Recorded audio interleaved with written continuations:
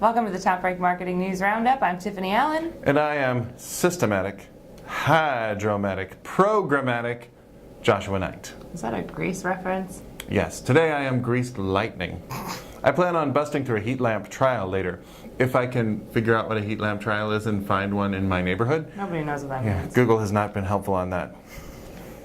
But really, I just wanted to sneak the word programmatic in there because that's my first story of the week. Sneaky. Major shakeup in programmatic ads and the way that they're bought.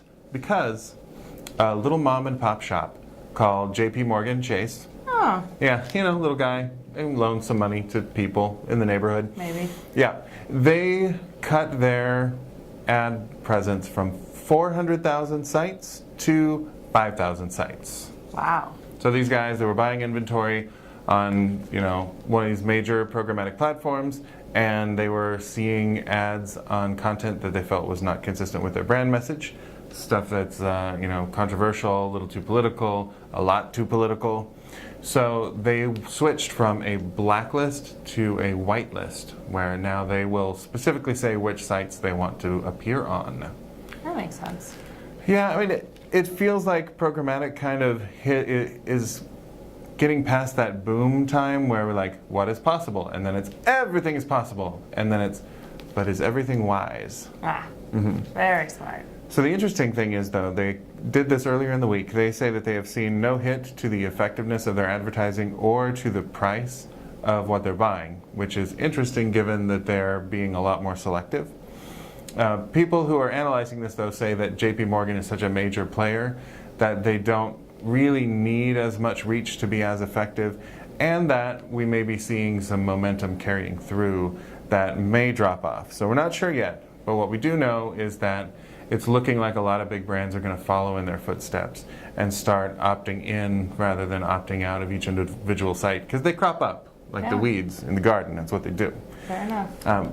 People are thinking that somebody's going to step in, though, to snap up that inventory on those, cheap inventory on those maybe less desirable sites. So programmatic's not going anywhere, but it does look like the landscape's about to change. Yeah, well, and brand trust is a really big thing right now, especially for Google. There was a lot of controversy kind of around Google's brand trust and where their display ads are being presented on what sites next to what content. So this makes sense in terms of just what we're hearing in the industry. I wouldn't be surprised if this trend carries over through social media and other kind of media as well.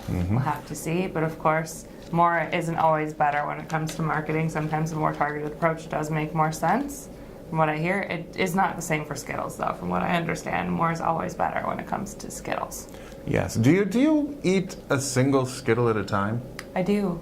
Okay. Apparently I'm the weird one. People always ask, like, what's your favorite color of Skittle, and how do you organize your Skittles, and what Skittle organizing software do you use? And I'm like, I eat them by the handful. I have no idea what an individual Skittle tastes like. That's a question that means nothing to me. Are you saying you taste the rainbow? Yeah, it doesn't say taste individual flavors of the rainbow.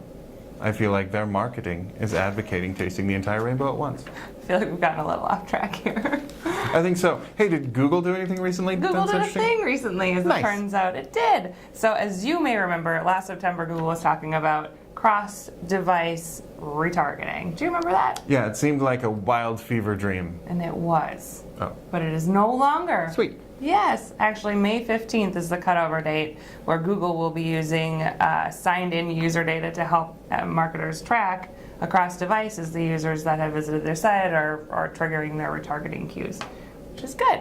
So that is, of course, great for all of us who like to market on mobile devices, even though there's a very small number of folks that are targeting specifically to mobile. We do know that the mobile ads are more effective from what Josh Knight has told us. And it's a better way to capture your audience where they are. I want this to go farther. I want to be targeted when I'm driving. I want to see every billboard have ads that are relevant to me and only me. No, you don't. You do not want that. Oh, you're right. I don't. Yep, I don't want that at all. A lot of That's people are in the car. intensely frightening. What we need is an opt-out system where you can say, hey, I've already seen this, or hey, I was just kidding. My friend sent me this link to this dumb product on Amazon that nobody would ever buy, and now you want me to buy it. And then I do buy it because after 7 impressions, statistically, you're helpless. Like an inflatable wall-mounted unicorn head? Asking for a friend. Although I said stupid. And I didn't say awesome. Fair enough. Fair Right. enough. I wonder if there's a place on that unicorn, like if you could put Skittles in the mouth of the thing and then it could be like a Skittle dispenser. Like a Skittle fountain. This, by the way, this was not brought to you by Skittles. Ah. Yet. Yet. I'm saying yet. But soon. But speaking of mobile and mobile advertising, our friends at #client LinkedIn have come out with something very cool for mobile advertising this week. And that is that they are opening up their on-app lead gen forms to marketers who are using sponsored content. And that is huge, because if you download something from LinkedIn Marketing now, you go straight to a little lead gen form that loads up very nicely in their app, and then you can autofill that with your LinkedIn information, and you can get your sophisticated marketer's guide to what have you. But if you're doing sponsored content previously, you had to make sure that your landing page was going to look great on mobile, or it could hurt your conversions, or it could turn people off. It could make people throw their phones across the room. No. Nobody wants that. So with the new deal, you've got LinkedIn native conversion forms you can use. They will autofill just like they do for LinkedIn. And you can have a thank you page afterward that can point to another piece of content or back to your website. So right now this is only for sponsored content. Word is, Tiny Bird told me that they are looking at expanding this though to the rest of their offerings in the coming year. You know, I heard that the bird is the word. I did hear that. Actually, I heard that grease is the word. Oh no, here we are again. Yep. And we're back. Speaking of birds, Oh yes. notice that transition? Oh yeah. That was pretty good. You're welcome. In an effort to remove several barriers to using their platform, Twitter has launched yesterday Twitter Lite. Last filling. Tastes great. Last filling. Exactly. Tweets great. It does, it's not the, you don't eat it.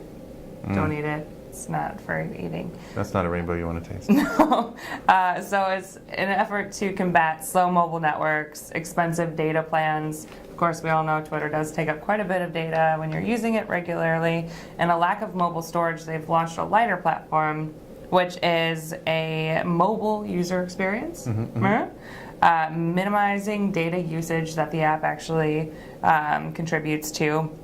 It loads more quickly on a slower data connection, so if you don't have as many cell towers or as good of a mobile service, Right. internet. If you're relying on carrier pigeons. There we go. That's what it is. It loads a little bit quicker for you. It is resilient on unreliable mobile networks, which is their words, not mine. I just thought it sounded cool, so I wanted to say it.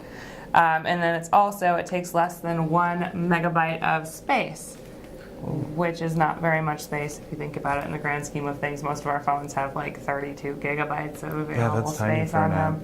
Yeah, definitely. So makes sense. They're trying to connect more users based on the information that they're getting, that it's, you know, hard to use their service on your phone. If people have great service, if they're out kind of in a rural area or in a country that doesn't maybe have the obsession with wireless speed that we find ourselves having here, it's a good way just to connect people that want to be connected. I just wish that they would have called it something other than Twitter Lite. That seems like the obvious go-to. Like, what sound does a baby bird make? They could be like, cheep cheep. Or like Twitter Hummingbird. It's a very light bird, very fast I bird. feel like there's already a thing called Hummingbird. That is why Twitter did not contact me when I asked to be the branding agency, just by myself. It's fair. For Twitter Lite. Oh, what do you do? You Oh just well, didn't yeah. know. This is Twitter that won't fill you up and won't let you down, so it's great. Fair enough. That is all the news that we have for you this week. We'll be back next week with more news, but if you need more, in the meantime, follow TopRank at TopRank or me at Tiffani_Allen.